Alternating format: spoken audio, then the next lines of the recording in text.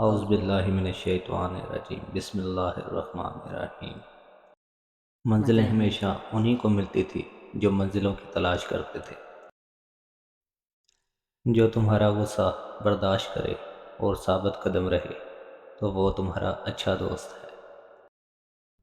زندگی میں خود کو کبھی کسی کا عادی مت بنانا، کیونکہ انسان بہت خود غرض ہے۔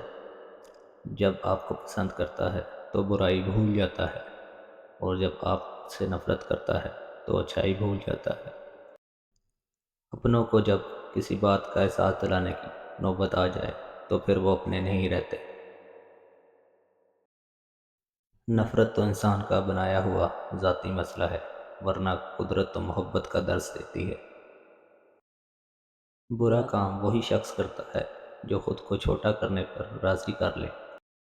دنیا تو صرف اپنے بارے میں سوچتی ہے۔ انسان کو لگتا ہے سب کچھ اس کے اختیار میں ہے۔ اپنی مرضی سے تو اس دنیا میں سانس لینا بھی محال ہے، تو پھر کیوں چھوڑیں حق کا راستہ، ظالم کے آگے سر کیوں جھکائیں۔